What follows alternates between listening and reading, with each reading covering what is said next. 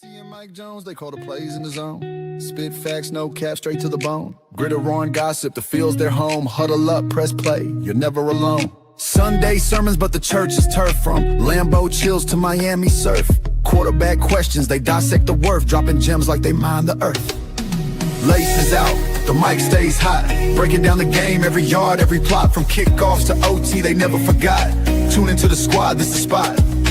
NFL drama, they break it down surgical. Draft day whispers, moves so tactical. Receiver stretching arms, catches vertical. Big C's laugh hitting, vibes so magical. Mike Jones got stats like a human playbook. Big C's insight sharper than a no-look. Halftime debates, better than they should. You fumble the podcast, now you misunderstood. Flags fly, refs blind, penalty stack. They calling out the calls, no sugar, just facts. Fantasy picks, who's carrying the pack? Every week they hit harder than a linebacker smack. Laces out, the mic stays hot. Breaking down the game, every yard, every plot. From kickoffs to OT, they never forgot. Tune into the squad, this the spot. Laces out, the mic stays hot. Breaking down the game, every yard, every plot. From kickoffs to OT, they never forgot. Tune into the squad, this the spot.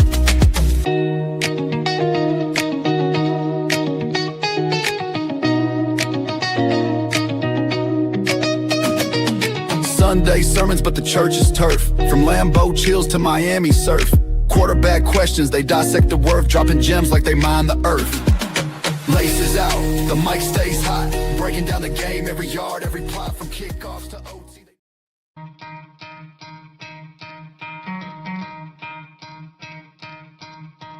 You could try to play, but you're never gonna beat me. Look the other way, what I'm doing ain't easy. Bloody hands stained from the people who deceive me. Muddy hands break through the chains, go free me. Looking for change, looking for pain. Pulling a mob, pushing a train. I'll never stop, stick to a lane. Pick up the pieces and go rearrange.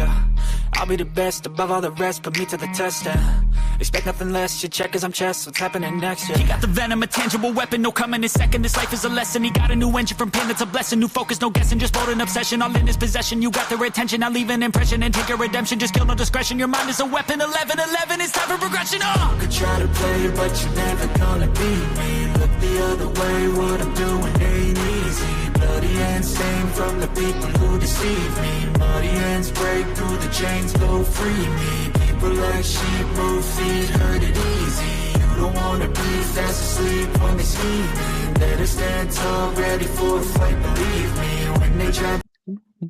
What up, football fans? Welcome back to another episode of Laces Out Live. I'm your host, Big C. This is brought to you by Game Changers Media. And you all know the co-host with the most hosts, Michael Jones. What up? What up, cuz? What up, cuz? You know, hey, sorry we weren't here Monday. Sorry we weren't here Tuesday. But we are here Wednesday, and you better goddamn well be ready to listen. I'm going to start off by saying that first week pick'ems, Mr. Big C 12-4, Mr. Mike Jones 11-5. So we have some making up to do this week.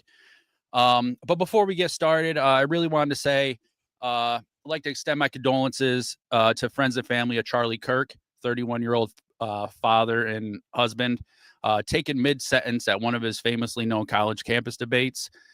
He rallied young citizens in support of free speech and American dreams. He founded Turning Point USA at 18, which organized rallies, debates, and workshops promoting conservative views. He just lit a fire under Americans' youth, and he was taken in an untimely manner. I usually don't do politics, but I will break that rule today and say our hearts go out to his family and gone at a young age of 31 years old. Are you serious? He was assassinated? Yeah, it was Utah Valley University. He was mid-sentenced. They were talking about school shootings and violence, and he said 2 words, and there was a pop, and he went down. That's crazy, bro. Yep. So, you know, I leave my politics to a politics podcast that I do, but unfortunately I ain't doing one of those today. And, you know, I just wanted to put my heart out there and, you know, my condolences to his family, his 2 young children, 4 and 2, his beautiful wife, and, you know, took it too soon. And this is what happens with the rhetoric from the Democratic Party. What they say causes violence.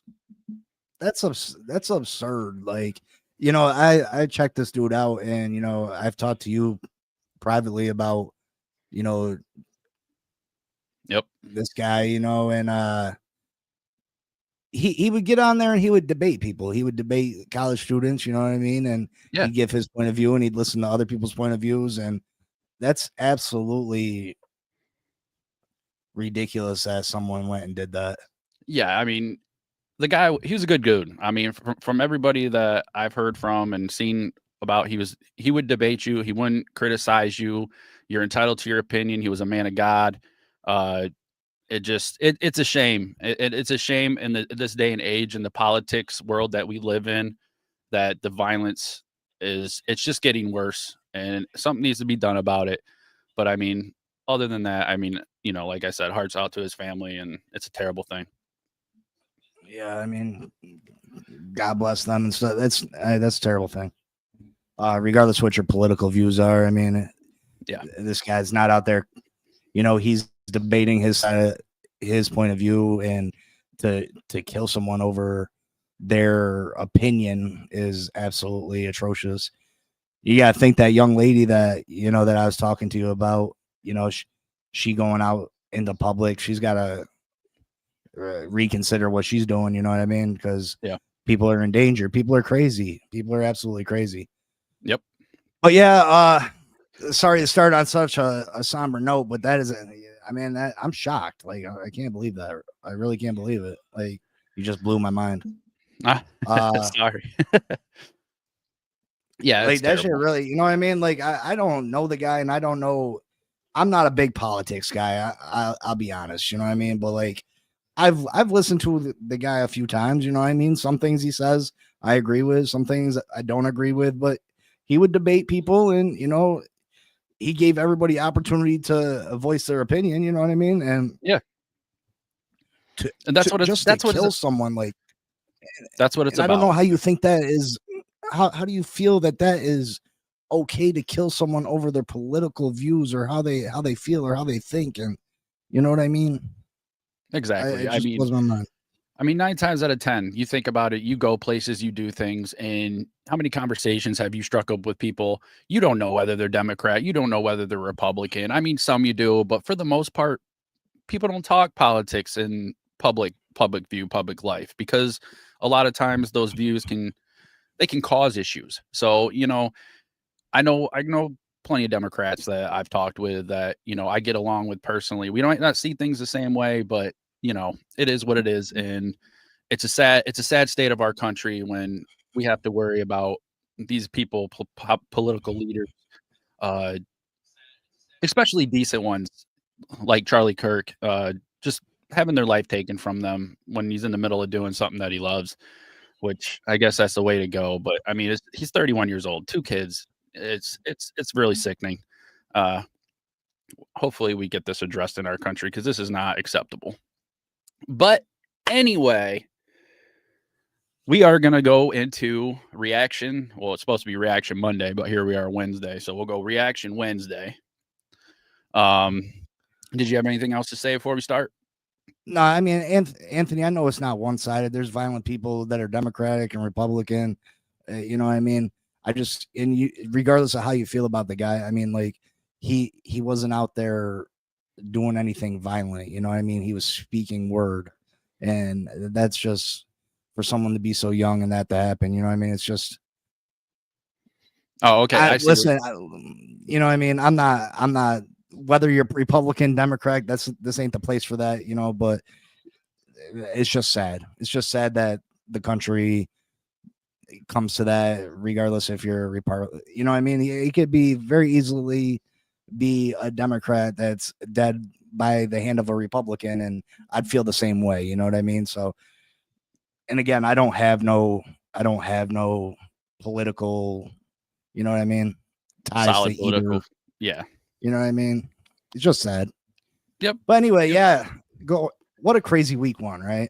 Crazy week one. You know what I mean? A lot of surprises.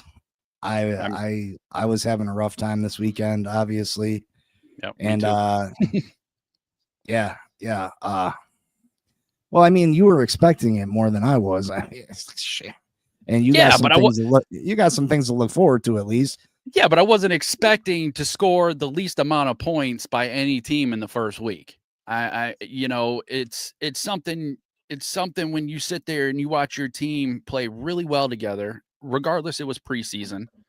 But then to come into the first week, you think everybody's pumped up, everybody's excited, and then to just see your offensive line literally look like a peewee fucking offensive line, it's absolutely just destroys your hopes. And then everybody wants to put in, we need to put in Jackson Dart. That's not going to change anything. Yes, he'll be able to probably avoid a lot of sacks. He'll probably be able to avoid certain situations. He can see over his linemen. But the problem is that offensive line is horrible. And, we constantly go out, we add defenders, we add wide receivers, we add running backs. But what the hell are we doing? 10 years now, this whole offensive line has been the same thing. We've talked about it over and over and over, and they just neglect to address the main problem with this Giants offense. And it was very disappointed. I was very disappointed. Yeah, I mean, like I said, at least you lost to a good football team, sure. Man. Yeah, but they even played like shit. Like they played like hell. I think Washington was sloppy. Daniels missed, I don't even know. I counted at least 5 or 6 passes that should have been caught. So, I mean, this could have been a lot worse, a lot more embarrassing, even more embarrassing than it was. It's just, I was frustrated this weekend. We had 7 attempts in the red zone and still couldn't score. Like, come on, it's pathetic. It is pathetic. It's the main thing. At least you could get to the red zone. Dang, man. I think we got there once, man. Yeah. Our second downs were atrocious. We had Washington in second and 14 plus, I think, 7 times. And on second and 14 plus, 6 out of the 7 plays on that second downs were first down plays. It's, Abdul Carter, he played amazing. But see, the coaching, there's something up with the coaching, because I don't know what you're doing wasting a talent like Abdul Carter, dropping him back to spy the quarterback. You're literally wasting him. You're wasting the hell out of Abdul Carter. He had like 38 snaps. It really is. It's pathetic. This guy is a guy we picked him up because we want to get to the quarterback, and you're going to drop him back to play quarterback spy. I just don't agree with it. Another week coming up, week 2 is coming up. We'll see what happens, but I'm not optimistic. Well, that's the thing with this day and age of football. Elite pass rushers used to be defensive ends. Now the elite pass rushers are outside linebackers, and depending on what system you're in or the coaching scheme, they're dropping you back in coverage a percentage of your plays, which is not your strength. Your strength is getting after the quarterback. The Miami Dolphins do the same thing with Jalen Phillips, Bradley Chubb, Chop Robinson. Why are we dropping these guys in coverage? They should be straight defensive ends. Your job is to get after the quarterback, not out there covering tight ends, a slot receiver. You know what I mean? Like, what are we doing? What are we doing? Yeah, I totally get it. We're the first Giants, the first team to not score a touchdown in 3 straight openers since 1940, which from 40 to 42, it was the Lions. And it's just like, I'm watching all these other teams play, and they're putting up stats that are history making for a good thing. Like Daniel Jones, first quarterback to go score on every single drive of the game, and he was our quarterback. I'm tired of seeing people that leave the Giants, and it's starting to show that we've had people on our team, and Saquon Barkley, Xavier McKinney, now Daniel Jones. I mean, granted, it was his first game. I'm not going to blow that one out of proportion, but we have a knack for getting rid of players that are phenomenal. And then we get rid of phenomenal players, and we're fixing it. We're replacing them, and it ends up being shit. It's a shit show all over again every year, and it's repetitive. Well, I had told you that. I had told you that about Daniel Jones, that he's not as bad as what the Giants made him look, but they're up front. I mean, look at Saquon Barkley. Besides his rookie year, he struggled. He couldn't stay healthy. He was getting hurt behind that offensive line. He wasn't productive, and it's all because the Giants have not fixed that offensive line. You know, Daniel Jones couldn't do anything there. And I'm not saying Daniel Jones is this great quarterback because he beat up on the Miami Dolphins. But Right. Daniel Jones wasn't as bad as what the Giants made him look. He You know what I definitely mean? he definitely had a better O-line with the Colts. Like Russell Wilson was pressured 22 out of 45 dropbacks. That's 49% pressure. Like, and then on top of that, you already know Russ's worst stats are under pressure. When Russ is under pressure, he's trash. And that's just a fact. And he's older now, so it's even more of a fact and it's more established. And you know these things, and you still didn't address the offensive line. Instead, you revamped our quarterback room. Yeah, you picked us up a hell of a defender, but what the hell is that defender going to do for us if we can't even go down the field and score a fucking touchdown? I mean, let's be real. It's sad. It's pathetic. It was a rough weekend for me. I won't say much because I know it was a rough weekend for you as well. I will say you beat me in the picks, but I got you in fantasy. So, Because Derek freaking Henry, I was beating your ass. I know. Derek Henry wanted to score 40 points or whatever he scored. Oh, he scored. I couldn't believe it. I thought I had the victory in that one, and I went to look back, and I was like, "What? I was supposed to beat you by 30." It was fun. It was fun. Hell of a weekend. All right. So let's get into the first one. I'm going to put it right up here. Little overreaction Wednesday instead of Monday, but yeah. Colts AFC South frontrunners Indiana Jones takes them to the playoffs. Is this an overreaction or justified? The Colts are going to be AFC frontrunners, and Indiana Jones is going to take them to the playoffs. That's what I'm saying. Listen, I think that's an overreaction. Yeah, the Colts looked good, but are they a product of the Miami Dolphins just being that bad? I need more evidence. Daniel Jones played good. He had broken a couple individual records, but as far as if you go back and watch the tape, Daniel Jones missed some passes that should have gone for touchdowns that he was off the mark. So I don't think it was so much Daniel Jones was phenomenal as much as it was the Miami Dolphins were bad. So I need to see more. Again, they played good against the Dolphins, but I'm curious to see what they look like against a team that has everything going for themselves. You know what I mean? And I think that Jacksonville, after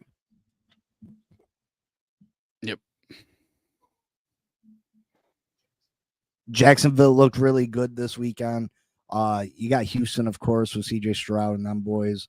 I don't think they got to worry about the Titans, but I need a couple more weeks of Daniel Jones performing at this level, the Colts performing at this level before I can give them the nod there. Fair enough. I just know AFC South isn't really, the Houston Texans, they went 10-7 last year. I'm still not sold on CJ Stroud. But I think the Jaguars, like you said, they look halfway decent. I did read something that Hunter was going to end up playing more defensive snaps this coming week. So look for that. I'd have to agree. I think this is a bit of an overreaction, but that's, honestly, that's how it felt. Especially me being a Giants fan. We get rid of a player and of course, Saquon wins a Super Bowl, and then he goes. It's just a repetitive thing. I think they got a shot. I just think as far as calling them the front runners, I wouldn't go that far. Okay, I agree. Josh Allen will repeat MVP, and Bills will be the number 1 AFC seed. I will give Josh Allen will repeat MVP.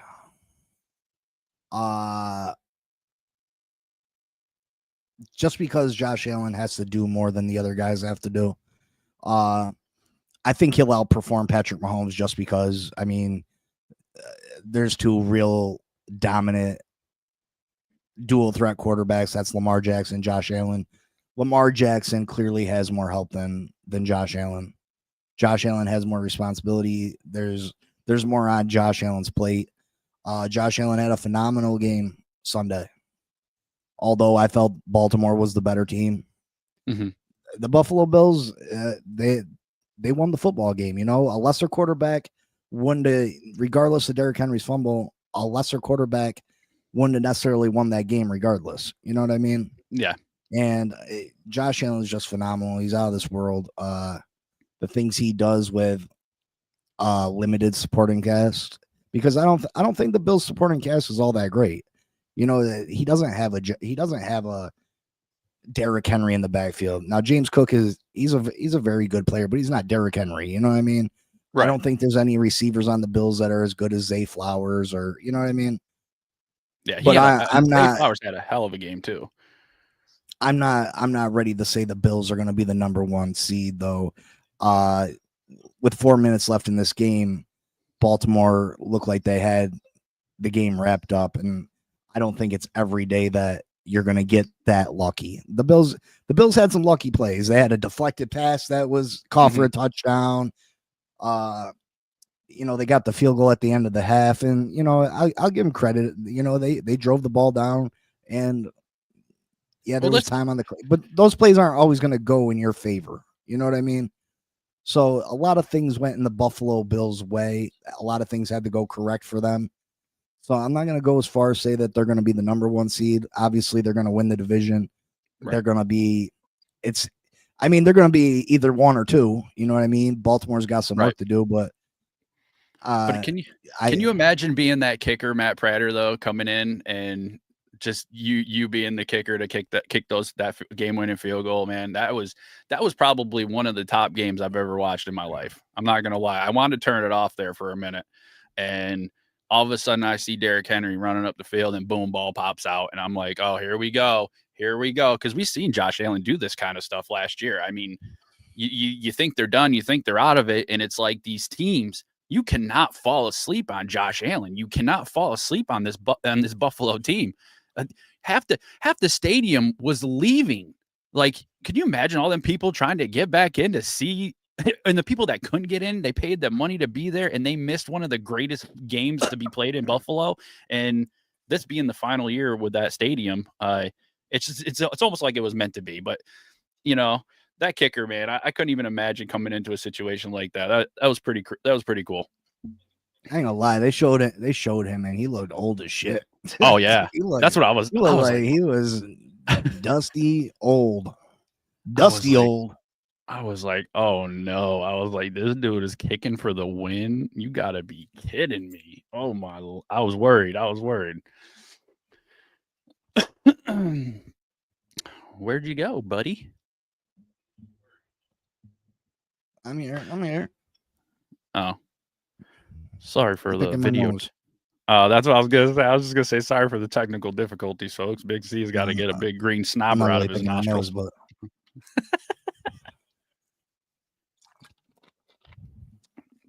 you want me to wait, or you want me to move on? No, go. All right. Chargers are the team to beat in the AFC West. Oh, you know, the Chargers look great. Jim Harbaugh is a phenomenal coach. Justin Herbert last year was great. What do you have? I don't got his stats offhand, but 23 touchdowns, 3 interceptions, something like that. Played really efficient last year.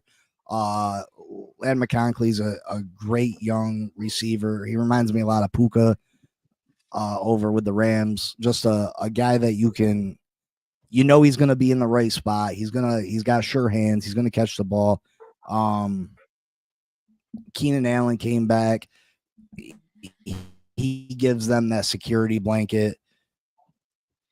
I like this team a lot. Hampton looked really good, but I'm not ready to write off the Chiefs. Just yet. You know, this team surprises me. I know at some point, you know, they're going to have to come up off the crown, and someone's going to overtake them in that division. And I think it will end up being the Chargers. Mm-hmm. But I don't know if this year is the year. When you got Pat Mahomes and Andy Reid, anything is possible. I still think they're until you beat them, you're gonna have to prove it to me first. You know what I mean? And yeah, I Right. understand they beat them head to head, but until you take that crown, I still got to go with the defending champs. I mean, yeah, the first game, obviously, Chargers, they get the win in their division. So, I mean, it gives them that. I believe Chiefs were home in this game, so it gives them that edge too. It was kind of shocking to me that the Chargers, Broncos, and Raiders all won their first game, and the Chiefs are the ones that are sitting on the bottom. So, I was talking about it last year. I didn't think that Kansas City was going to go as far as they went, and they proved me wrong. That's what I get for talking down on them. They are still a great team. But I don't know. Maybe this gives me a little bit of a different feel. So I'm not going to sit here and make any proclamations week one. So I'm just going to let that go and we'll move on to the next subject. Well, that's why it's overreaction. You know what I mean? Because yeah, you can't go off 1 week. The Chiefs defense looked not great. You know what I mean? They didn't look like that top performing unit that we've seen in years past. And the Chiefs have gone away from getting Patrick Mahomes' top weapons. Worthy going down with the separated shoulder. That's huge. That's huge for them. And I think that the Kansas City Chiefs, if they're going to want to win this division, they're going to eventually have to make a move if Worthy's going to miss any extended amount of time, because Rice isn't coming back for a month and a half. Mm-hmm. They might want to pick up that phone and call that 305 area code and see if they can't get a hold of Mr. Hill. Mr. Hill. Yeah. All right. Vikings have a season like they had last year, only with JJ at QB. Overreaction. Just because of how good Green Bay looked. Lions struggled last week, but I still think Lions are the better team over the Vikings. McCarthy looked great though. First half he struggled. First half he wasn't great, but that fourth quarter, that boy came out and balled out. Right? Yeah. He balled out. What do you have? 2 touchdown passes and a rushing touchdown. Yep. He brought them back from the depths to beat the Bears, get a division win. They got a strong defense. He's got talented wide receivers. I like Aaron Jones at running back. I don't think they can go. What did they go? 15-2, 14-3 last year. Yes. I don't think they're gonna be able to be that good this year, but I can definitely see them making the playoffs with JJ. Fair enough. I'd have to agree. I feel like I need to see a little bit more, but that's why this is overreaction here, buddy. Yeah, everything's you got to see a little bit more, right? He definitely did though. I was worried. I watched the first half of that game and I'm like, oh damn, because I was actually talking last year. I'm like, man, maybe we should pick up JJ. Maybe we should try to get our hands on this guy. And not seeing him in NFL action like that, it's it's easy to say something like that. And when you're frustrated with your team as it is, but he definitely came out in the second half and he brought it home for him. So that was a pretty good game. There's a lot of good games this weekend. All right. NFC Championship will be played at Lambeau Field. Oh man. I'd have to. Again, I think this is it's a little too early to call that. I think Green Bay is gonna be up there with, maybe 3 or 4 other teams, but it's too early to say that Green Bay is gonna straight out win the conference. Right. The Philadelphia Eagles pulled off a victory against Dallas. Dallas looked way better than what I thought they were gonna be. Philly didn't look quite as good as I thought they'd look. But Jalen Carter didn't play the whole game. Saquon didn't really get going. The receivers didn't get going.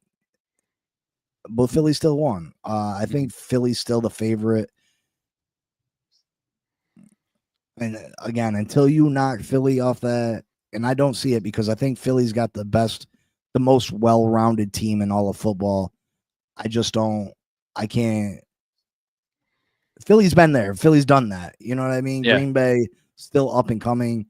Jordan Love, he's still got to prove some stuff to me. But Green Bay looked absolutely phenomenal. They look like they could have the best defense in all of football.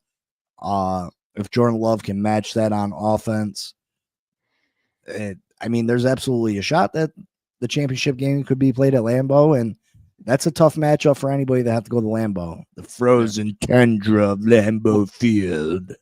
Well, maybe we'll get a better outlook because Philadelphia has to go to Kansas City this week. So, and that's going to be interesting. I'm kind of excited to see that one. But I'm excited for the Green Bay Packers. I mean, obviously Parsons came out. He played well. That defense looks really good. I picked Green Bay to win their division. So only time will tell. You did do that? Yeah, I'm pretty sure I picked Green Bay to win their division. And listen, the Kansas City Chiefs, real life, could be start the season 0-2. You know what I mean? Like, they got they got Buffalo this year. That could be 3 losses. They probably got Baltimore. That could be 4. Them losses start piling up. It becomes more and more realistic that the Chargers could take that division. Absolutely. All right. Aaron Rodgers found the fountain of youth and has MVP-like season. Not an MVP season, but an MVP-like season. Oh, man. He's not going to put up the rushing numbers that Josh Allen or Lamar Jackson's going to. So he's not going to be in that conversation. Real life, I don't think. Again, he had a big game. Do you know what his overall stats were this week? No, but I can look them up. I know he had 4 touchdowns. Yeah. I mean, Aaron Rodgers is gonna, the accuracy is gonna be there. You know what I mean? And this defense, I think, is gonna get turnovers and give him an opportunity to put points on the board. So, they don't have a big time leading rusher. I don't even know who their leading running back is over there. He went 73. Najee Harris. Yep, he went 73.3% completion, 244 yards, 4 touchdowns, and had a rating of 136.7. Yeah, I mean, Aaron had a pretty good second half of the season last year. Is he continuing that? He did. You're right. He did because he was injured. You could tell he was favoring one of his calves or whatever. What was the Achilles or whatever that he came back from? But and you could definitely see him getting better towards the end, which is shocking for his age. And I thought that injury he's done, but he did start to turn things around towards the end of last season. Is it possible that he has an Aaron Rodgers-esque? Like I said, not an actual MVP season, but an MVP-ish like season. Obviously, he can't hang in there with the top quarterbacks right now. Yeah, I think it's realistic that the guy can, if he can stay healthy, which is a if, at his age, I think it's possible that he could throw 35 plus touchdowns over 4,500 yards. You know what I mean? You got some weapons. You got Jonnu Smith. You got DK Metcalf. You got Kelvin Austin. I think it's absolutely possible. Brent says too big of an injury risk for me to say that. Shrug. Mike, make sure you put the link to the channel in the comments. Make sure y'all come over to Game Changers and subscribe, like. It helps us get in that algorithm. We're trying to build this channel up to bring you more and more great content. Or at least, maybe the content's not that great, but we have a good time over here, brother. Aaron Rodgers was feeling good, though, going into them no good, lousy Jets house and Aaron Glenn and them Jets taking them down, man. Scumbag, stinking, retarded Jets. And he let them know about it, too. He did. He seemed like he had an axe to grind with the Jets franchise. Like they didn't, for sure. Like they did him dirty, and they just kind of shat on him. And I would understand that. You're an all-time great quarterback, and you're going to choose Justin Fields over me. You don't want to bring me back. You know For what I mean? real. Like I was the For real. problem. Mm-hmm. So Yeah, I get exactly. the frustration. Especially when he started turning it, like we talked about, he turned it on towards the end of the season and things were starting to look pretty good. I mean, you know, he was older. He had an injury at an older age. It takes time for these things, but he's definitely, that definitely worries me if he can stay healthy the whole season. But I think if he stays healthy, he's got a good chance of having a really good season, a really solid season. I agree. All right. It's the end of the Russell Wilson era and the start of the Dart era. You know, I think we've had private conversations where I said that it did not make sense to start Wilson. You know what I mean? Like the Giants aren't a playoff team. The Giants aren't going to be competing for a playoff spot. But what's the Giants' first month of the schedule look like? Giants first month, it's rough. It really is. We go to the Cowboys this week, which obviously their offense looked pretty good and their defense looked like it was working on itself. Obviously, you got some new additions. I mean, there. the defense looked decent. Week 3, we got the Chiefs. Yeah. Week 4, we got the Chargers. Mm. And then we got the Saints. Then we play the Eagles, Broncos, Eagles again. And then the first half of the season ends with the 49ers. We got the toughest schedule in the league, no doubt. So I don't know if I'd throw my rookie quarterback out there to face that gauntlet. You know what I mean? I think after the 49ers game, yeah, absolutely put Jackson Dart in there, but feed Russell Wilson to the Wolves. You know what I mean? Like, right.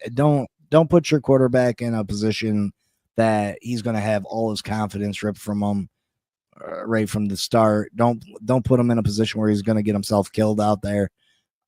You know, like I said, at the start of the season, I said it didn't make sense. Go out there, start Dart. You know what I mean? But with that, that's a murderer's row right there. And I think it's best if you feed Russell Wilson to the Wolves instead of your rookie quarterback. Yeah, I'd have to agree with that there. It's like I feel like there's a lot of blame going around in different, it's Russ, it's this, it's that. But I mean, at the end of the day, this comes down to coaching. This comes down to the coaches and what is going on in that organization. You can't just hand the ball off and run up the middle when your interior offensive line can't move anybody. They're not moving anybody. They're not making any holes, but you're going to sit there and keep running in the same spot.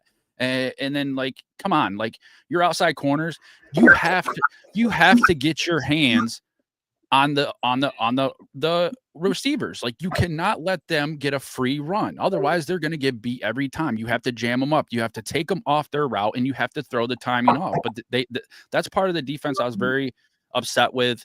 I figured with Adebo coming in and Cordell Flott had a good preseason.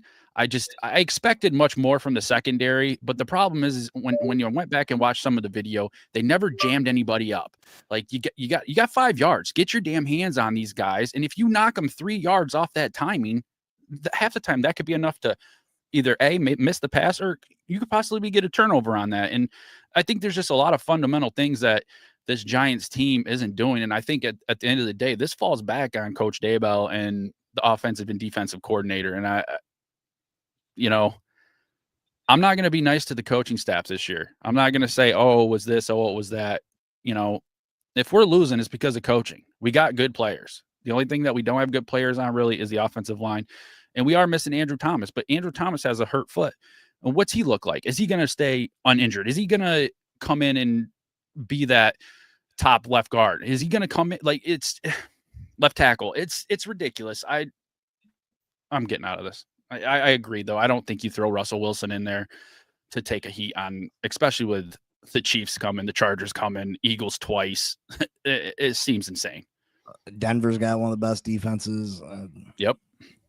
And then the Niners. Yeah. And then then the second half of the season, we still got Bears, Packers, Lions. We got the Patriots, Commanders, Vikings, Raiders, and Cowboys. It's still none of those are gimmies, really. I mean, especially with this Giants. No, but it gives Jackson Dart an opportunity to learn the offense even better. You know what I mean? Get more comfortable with things. I think it makes sense to try to make the week 10, and that way he gets a half a season in before he gets his feet wet on a full season next year. I agree. All right. Ben Johnson's departure closes the Lions Super Bowl window. I mean, Ben Johnson was a phenomenal offensive coordinator for the Lions. I mean, the Lions got a lot of talent over there, you know what I mean? And you know, regardless if they got the right guy at offensive coordinator right now or not, you know, you can find another offensive coordinator. It's too early. The Lions didn't look great week 1, but this team was 15-2 last year. You know, they got a bunch of talent. They got some of the best skill players in all of the NFL. You got a great offensive line.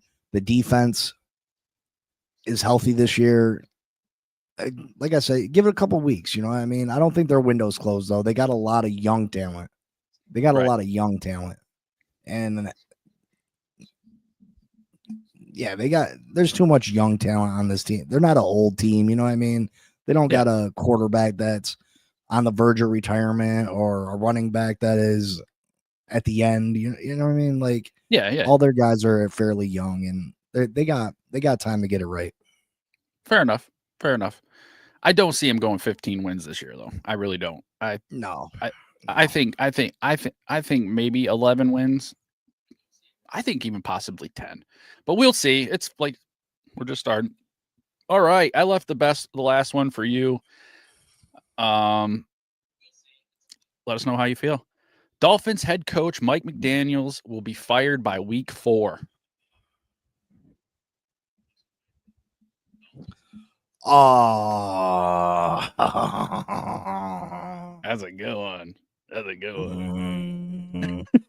Dolphins head coach Mike McDaniel will be fired by week 4. Listen, it's hard to say. Did the Miami Dolphins come out and just have a bad day? Did they just come out and have a bad day? You know, I would love to say that. You know, we came out week 1. It was just a bad day at the office. But I think the problems are deeper than that. I think there is a disconnect between this team and the head coach, this team and the quarterback. I think it's kind of like Mike McDaniel and Tua Tagovailoa are on one side of the, one side, and the rest of the team is on the other. You know, Mike McDaniel and Tua are the only ones that feel like they can get the job done, and everybody else is looking over there like, you guys are screwing things up. Right. But do you think it's an overreaction for someone to say that Mike McDaniel will be gone by week 4? Do you think that's an overreaction, or in my opinion, I think it's a plausible thing. No, I mean, if they show up and don't show up like they did week 1 this week at home versus the Patriots, I could see him gone after this weekend. If they play as badly as they did against Indy at home in front of Stephen Ross, in front of the fan base, man, they might have to get protection for Tua and Mike McDaniel leave the stadium. Yeah. I don't see how you don't fire them. Right. Yeah, Stephen Ross said at the end of the year last year that status quo will not be tolerated, won't be good enough. You know what I mean? This is worse than status quo. This is worse than we've ever seen them. And, I could see, there's 2 ways I can see this going this weekend. I can see us not showing up against the Patriots like we did against Indy, because, we were just so bad against Indy in all 3 phases, offensively, defensively, special teams, that I feel like there's just so many issues that there's no fixing. Or Tua comes out and has 3-4 touchdown game, 300 yards passing, and it gives all these fans false hope. You know what I mean? Like, oh, well, It was just a bad day. And then we go get our brakes beat off in Buffalo. You know what I mean? Like, right. And then, But yeah, I think by week 5, absolutely he could be fired. Again, I think if he doesn't show up, they don't show up to play again this week. I think it could be as early as this week. But then again, Stephen Ross, he's failed to pull the trigger on doing what's needed, getting rid of people when he should be getting rid of them. Look at Chris Greer. Chris Greer should have been fired before. Mike McDaniel and Chris Greer should have been fired after last year, to be honest. They should have been fired when Tua got hurt again last year, because Mike McDaniel went out on a limb to get to his contract. Chris Greer co-signed it. Chris Greer is responsible for drafting a quarterback that is constantly injured, and then we go give him $55+ million a year. Like, it's absolutely ridiculous. But I could see it happening. Hey man, they had me fooled. I picked the Dolphins week 1. I really did. I was definitely hoping for better. You know, I don't really try to put people's teams down. There's very few teams that I won't be like, you know, they're good or whatever. But you know, I was very disappointed in that. I thought it was going to be a lock. I really did. I thought Dolphins were going to take that, but what can I say? I did too, because, you know, typically the Miami Dolphins, if one thing, you know, there's the narratives against the Miami Dolphins. We can't win in cold weather. We can't beat the good teams. But the one thing the Miami Dolphins have been able to do in the Mike McDaniel era with Tua is beat the mediocre teams, beat the bad teams. And I don't see the Colts as a good team. Right. So I thought for sure that we were going to come out there and beat up on the Colts. You know what I mean? We're talking Daniel Jones. We're talking, you know, I thought our front seven defensively was good. I thought our offensive line had improved, although we suffered a key injury to our number 1 free agent 3 plays in. James Daniels out for multiple weeks. You know what I mean? So, but again, I would not be surprised if we came out and played the same way versus New England as we did Indy, because there's just so many disastrous plays. We just look so bad that there's deeper issues than just one single bad game. But then again, I can see the other side of it, where Tua comes out and has 3-4 touchdown passes, because that's what Tua does. He gives people, you know, at times he looks like he's a top 5 quarterback, and then other times he doesn't look like he belongs in the league. You know what I mean? And that's why I've had so much hope with Tua Tagovailoa, is because he's shown me glimpses of being this quarterback that could take us to the promised land. But there's far too many instances of him not being able to get the job done, and bad decisions taken, getting hurt, obviously. I get it. I think, because I agree. I think Tua has the potential. I thought he had the potential. I mean, last year I talked Tua up. Like, I like Tua. I think when he's on, and he's a really good quarterback. He can be in the top 10. Like, no lie. He's excellent. But I don't know. Like I said with my Giants, I think it comes down to mostly the coaching and decisions made, obviously, for your franchise. And I think, unfortunately, both of our franchises are kind of lacking in the smart decisions. I mean, we definitely should have addressed the problem that we've had for 10 years in the O-line. And you guys should have addressed, obviously, certain things that they didn't address on their offseason as well, that I know you're probably upset about. So, yeah, they think they're smarter than everybody else. Oh, you guys are more worried about the offensive line. You guys are more worried about the cornerback room. Everybody, as far, you know, most people were against giving the contract extension before. Why not let him play his year 5? Yeah. Why are you so eager? Because he's threatening to sit out? Sit out then. Sit out. I'll be goddamn before I give you $60 million a year when you've had one healthy season. Right. Give me a break. Oh, well, the contracts are what the contracts are. You know what I mean? Like, since when? I think it's so ridiculous that this day and age, you come up for a contract extension and automatically you got to get to paid top 5 money. Are Right. you a top 5 quarterback? No. Then why I got to give you top 5 money? Exactly. Oh, you're ranked 15th in the league? Well, who's the 15th top paid wide quarterback in the league? Let's start there. Right. And I think it's absolutely ridiculous that, you know what I mean, that What? these players become available, or these players come up for contract extensions, and it's already talking about, well, I got to be the highest paid quarterback at, you know what I mean? Like, Josh yeah, Allen gets paid less than Tua. Lamar Jackson gets less than Tua. Pat Mahomes gets less than Tua. That is a joke. That's a joke. Yeah, why sit there? Why sit there, not play his 5th year, but instead you put yourself in a corner. You put your team in a position where you're money wise, you're screwed because you just, like you said, he's one healthy season. He's always concussed, or he's always this, and it's that's a lot of money to give somebody who I just don't think has taken the team where he's capable of. I think he's capable of doing it, but until you prove that, you're not worth that kind of money. And you're sure as hell not worth that. He's You're not not worth that. capable of it because he's not consistent enough. He doesn't show up in the biggest moments. You know what I Right. mean? Yeah. Like I said, there's times that he looks like a top 10 quarterback, but there's far and away too many times where you're below average or horrible. And he was offended. Omar Kelly asked him about, you know, him turning the ball over in bunches. And he had no idea what Omar Kelly was talking about. He had no idea. I think I might have it over here, actually, the conversation. And I didn't go over it in my morning shit, even though I was going to. So yeah,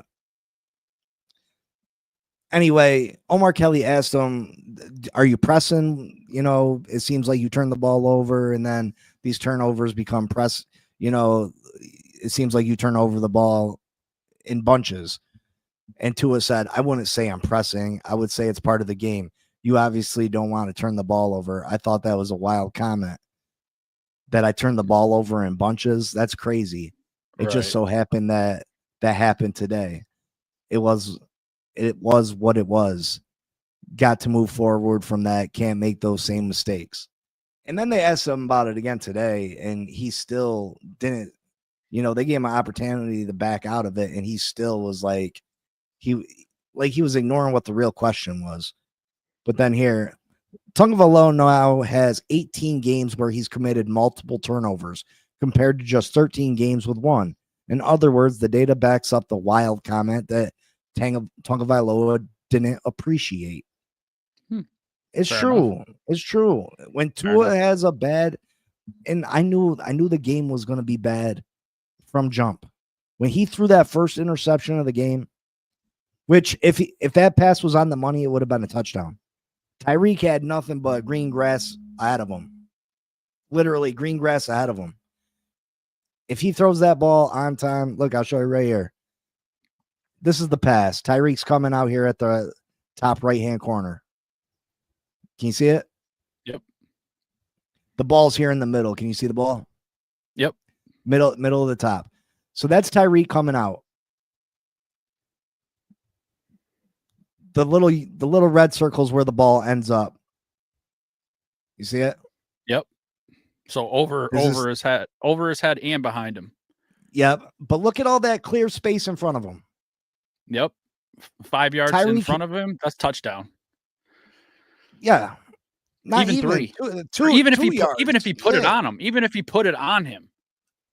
Yeah. But you sailed it over his head and behind him. That's a touchdown. Yeah. That's crazy. Holy cow. You know what I mean? That would have completely changed the game. And as soon as Tua did that, Tua's not mentally strong enough to come back from that. I knew once he threw that first interception, there was going to be more passes like that. And I was absolutely right. He came back, fumbled the ball, then threw another one. Like, you know what I mean? Yeah. That's crazy. Yeah. Yeah. That's like Russ. I mean, he didn't have a great amount of time, but he did have some. He just can't get to his second reads. He can't get to his second and third reads because he had Slayton wide open up the sideline at one point and couldn't hit that. And then, he made some good passes to the tight end Theo, but he's got cinder blocks for hands on Sunday, so it's frustrating. But I mean, I can see Tua trying to defend himself to a certain extent, but I mean, I don't think that's an overreaction to say what was said to him. And they gave him an opportunity, so the one reporter asked them, so did you have a chance to think about it? Realize that, maybe that you do get a little, you press a little bit and do turn the ball over. He's like, I don't get what you're trying to ask. Obviously, I'm not trying to turn the ball over. That's not what we're trying to do. No one said you're trying to turn the ball over. We're saying when you do turn the ball over, there's you turn it over multiple times, which is real life. Why are you getting so butthurt? And the fact that he doesn't realize that makes me feel like nobody's criticizing Tua behind the scenes. Like nobody's saying this to him. Like, what's going on, Tua? You're throwing an interception here. Like, why aren't we coming back and forgetting about it and moving on? And let's be honest, you turn the ball over and then you start making more mistakes, and they just pile on top of each other. And the fact that nobody has brought that to his attention, and obviously they haven't because he was baffled by the question.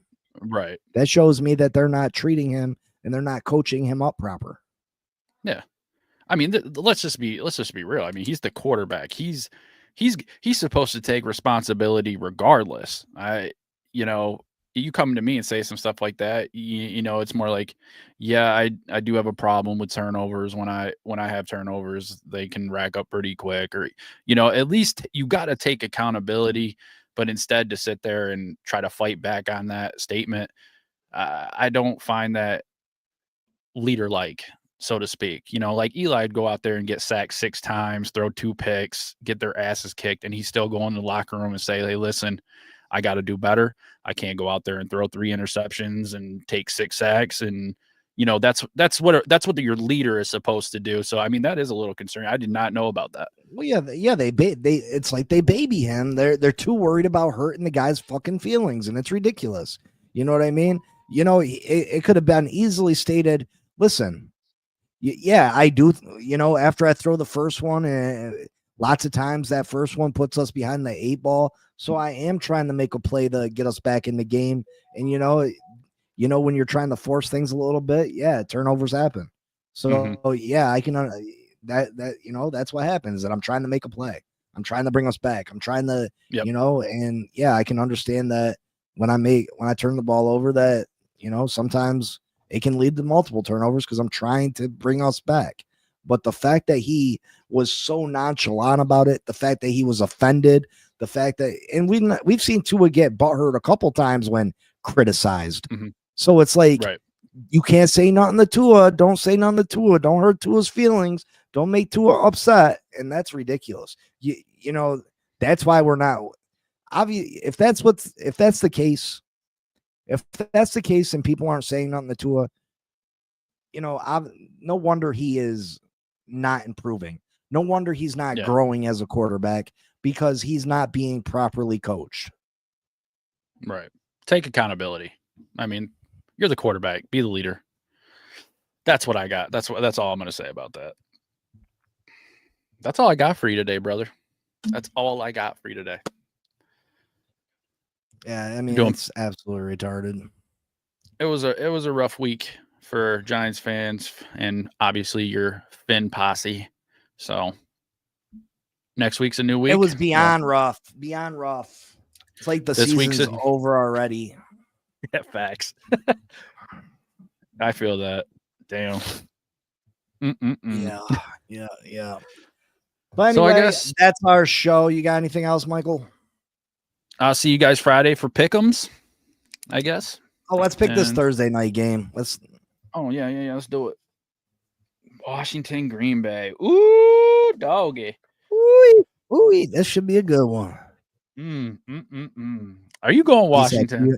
You miss Daniel Jones? No, I don't miss Daniel Jones. I am not going Washington. This game is in Green Bay, correct?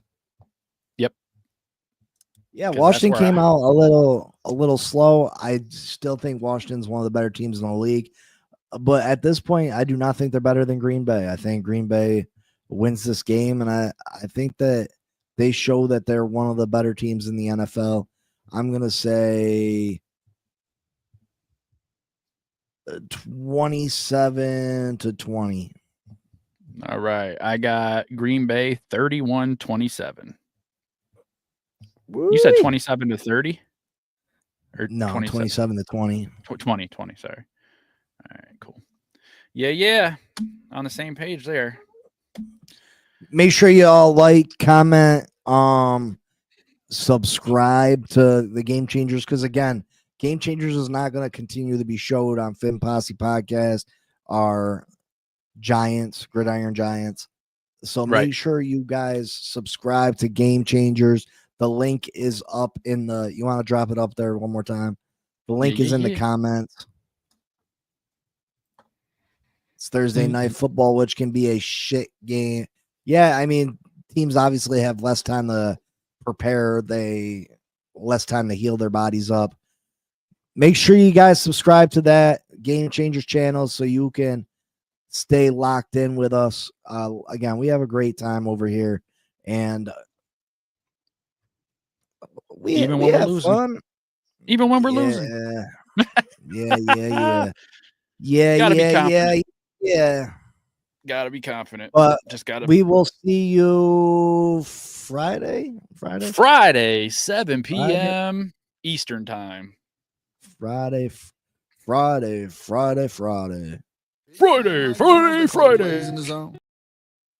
All right. We'll see you later, folks. You know what it is. Fins up forever, baby. Go Giants. Go Giants. Go Giants. Don't say it. Big C and Mike Jones, they call the plays in the zone. Spit facts, no cap, straight to the bone. Gritter, roaring gossip, the field's their home. Huddle up, press play, you're never alone. Sunday sermons, but the church is turf. From Lambeau chills to Miami surf. Quarterback questions, they dissect the worth. Dropping gems like they mine the earth. Laces out, the mic stays hot. Breaking down the game, every yard, every plot. From kickoffs to OT, they never forgot. Tune into the squad, this is the spot. NFL drama, they break it down surgical. Draft day whispers, moves so tactical. Receiver stretching arms, catches vertical. Big C's laugh hitting, vibes so magical. Mike Jones got stats like a human playbook. Big C's insight sharper than a no look.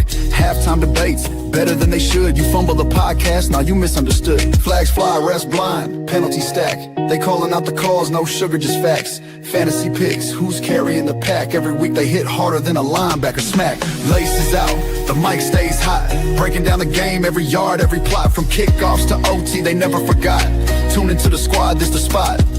Laces out, the mic stays hot. Breaking down the game, every yard, every plot. From kickoffs to OT, they never forgot.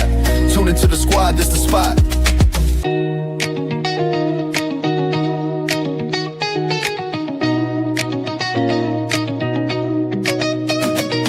Sunday sermons, but the church is turf. From Lambeau chills to Miami surf. Quarterback questions, they dissect the worth. Dropping gems like they mine the earth. Laces out, the mic stays hot. Breaking down the game, every yard, every plot. From kickoffs to